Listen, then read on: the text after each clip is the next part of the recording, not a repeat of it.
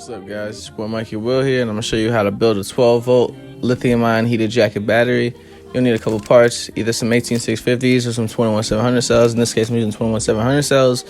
That was a PCB I just showed you. It was a 30 amp.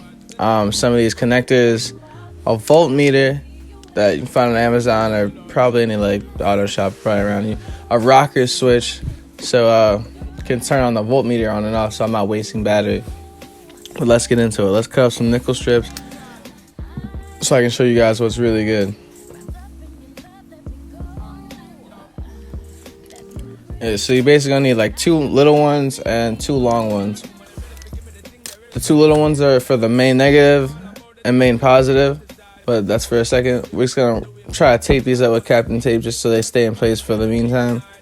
You usually do use cell holders, but I did want to reduce as much space as possible because it is going in my pocket, and not just the pocket that's on the left hand side. It's like there's like a back pocket for heated jackets and stuff like that. So here we are, actually spot welding them, and obviously I start with the main positive. It doesn't really matter what you start with as long as you just don't bridge anything. I guess you can do positive, negative, positive. It doesn't really matter, but yeah, just be careful, guys. Even though it's like a 12 volt, like you still will see some small sparks. And I like these batteries because they're 4,000 milliamp hours and they do last a long time in a heated jacket versus any of the stock batteries they could ever give you. And you can actually customize this a lot better than this. I just wanted to show you guys just like the basics. That's what it looks like right there. Like when everything's said and done, like, and now it's time to hit it with some hot glue because I'm trying to keep the space down. So I'm actually just hot gluing all the cells together. And then from there, I'm gonna hot glue the other side too and put some padding around this thing. So it's got some padding in case of a fall or someone like you sit on it kind of hard or something like that. So it's just, as you guys see, it's only 3 cells. It's not much. There's not much to this, you know. Now it's time for the foam.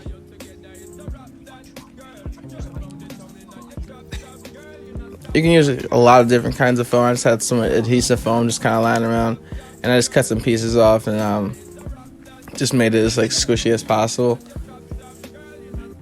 because it's gonna be some good drop material.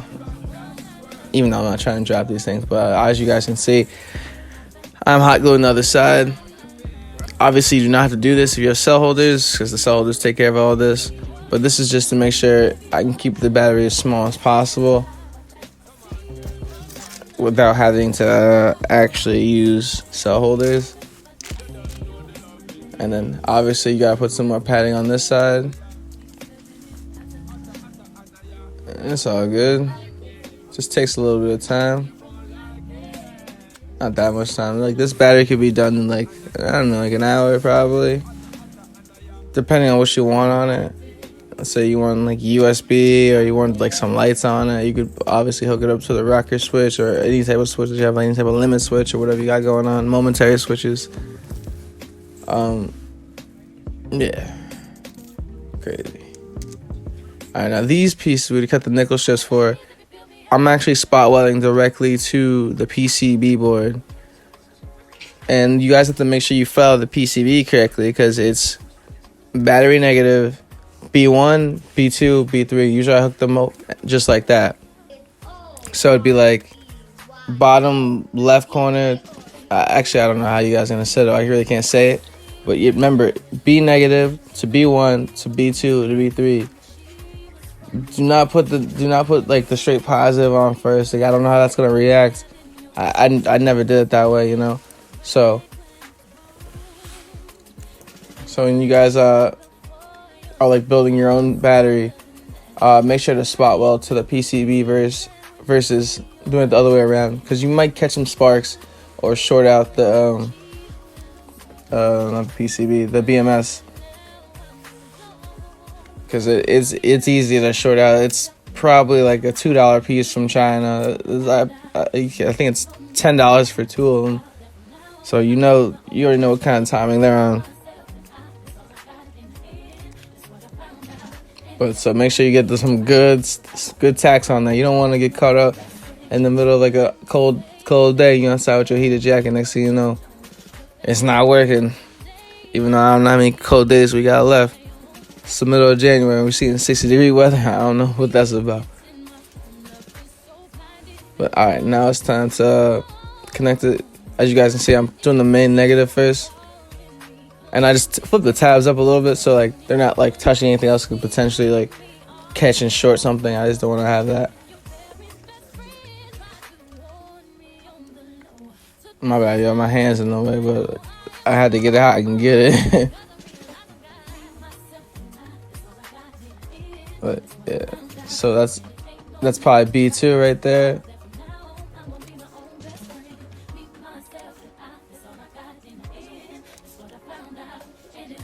Yeah, sometimes it's gonna take a minute to get them to stick, cause it's not so easy when you're trying to make it like really nice and neat.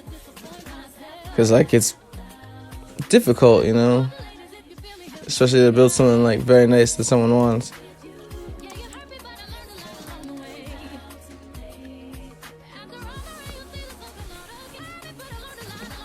But as you guys will see in a couple minutes or a couple whatever, it'll be done. Or if you skip to the part where it's done, it'll be done. Because you guys know, like, the power of YouTube. And there it is, guys. Right there. That's what it looks like. Finished and completed. Now to test it, just hit it with a multimeter. If you got like if you usually use ice, usually so they hit the positive and negative leads or lead pads, and it gives me my voltage 10.3. That's what all the cells were at before, so that's cool. Now it's time to do a little bit of soldering. Gotta put the rocker switch, the switch for the heated jacket part on, which I'm doing right now. Gotta solder it up a little bit. It takes a little bit of solder. You can either get some thick solder or you can use some just regular braided solder that's used to braid up yourself. And then what makes it easier is to pre-tin the pads a little bit. I don't know if you guys ever built a drone, but it's exactly like that. You just hit the pad, yada, yada, yada. I mean, I probably should make a soldering video, but like I feel like soldering is becoming a thing in the past, so maybe not. But yeah, I usually go negative to positive. And oh, by the way, do not let like those leads from the like your battery lead, whatever, like those little wire leads. Don't let those touch those big black pieces. It'll spark and stuff. Like those are called MOSFETs. And if you touch them by accident, if some solder jumps up there by accident, you better get your solder wick and go straight get that stuff. It'll straight short at that board. But all right, now I'm on to putting the rocker switch on. So obviously you got to start with the negative one first. The middle one is the power one, and the last lead is the load lead. Every rocker switch is different. Sometimes the negative's up top, the power's in the middle, or the power's on the outside.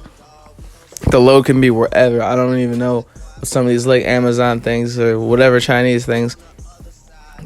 They're so similar but all kind of different. So just read which one you get and make sure it's negative, power, and then load. And make sure you put the black from the whatever you power in, like a light or a switch, or a voltmeter, whatever you got going on. You just put the black from there to the negative as well. And then now it's time to hook up the positives. And as you guys can see, like there's a little light that's popping on for the rocker switch, because I actually have an LED rocker switch, which is kind of cool, so it knows when it's on and stuff like that.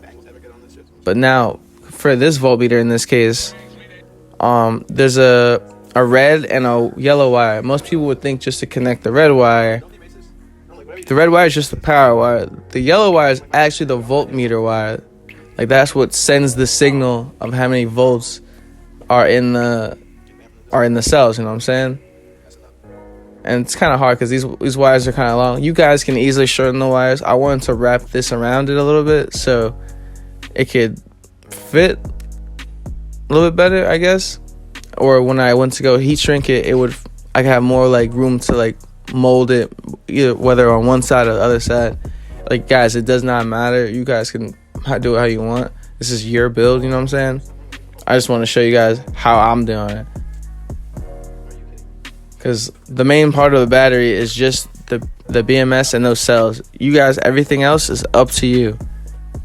I've seen crazy builds. I've seen people hooking up stereos from all, like, it's crazy the stuff you can do.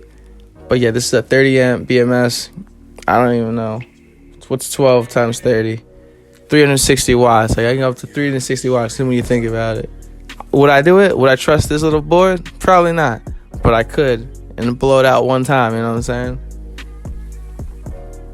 I wouldn't go any higher than that. That's what it's rated for. I wouldn't really go higher than 20 amps. And there it is, guys. The on and off switch. Because when you guys don't have an on and off switch, that voltmeter does draw like a little bit of power. And you would think, oh, it's not that much. And then you go and take a nap, or you put the battery down for like 2 days, and you know you're at 10.3. Now the thing's at 9.8 volts, which isn't bad, but you're a couple volts away from like wrecking the battery, you know what I'm saying? But yeah, there we go, guys. That's what it's looking like, you know what I'm saying? And we're actually home right now. I'm actually going to add some of the silicone modified conformal coating. If you guys have it, it's not something you need. This actually is going to waterproof the board a little bit, and that's what it's going to look like when it's conformal coated. You just want to do a little thin coating over it, and it ain't that hard, you know what I'm saying? And here's some heat shrink, get from Amazon. And then just finish up padding up like the nickel strips, make sure nothing was going to randomly short, and that's what it's looking like right now. And then here we go. I'm going to hit it with the hair dryer. Make sure you flip that joint around, because sometimes it's annoying. Because you want to make sure you get the heat going every way, because I don't have a heat gun. And then you just wait. Don't take that long. You just wait. And so you get like a nice, good like form factor to it. Usually I put like 2 sheets on it, just in case like you ever did drop it. Half the time that PVC wrap always cracks, and leaving like your batteries exposed and stuff like that. So I usually wrap it in 2. And then here it is. I'm sticking the voltmeter right to it, and that's the second to last wrap right there. Yeah, came out pretty good. There's a couple air pockets I'm not a big fan of, like towards like the bottom and stuff, but that's fine. If you use some better adhesive padding, that would take care of that like really nicely. But as you guys, it just looks like a black marshmallow with some silver goodies inside. Just want to tuck those wires a little more. They kind of popped out with the heat shrink. But yeah, look at that, guys. Just like that, you have your own 12-volt heated jacket battery. You can power a lot of things, to be honest, but I made this just for my heated jacket. So thank you guys for watching. Subscribe, like, and comment, share. Everything helps more than you guys know. More content coming soon.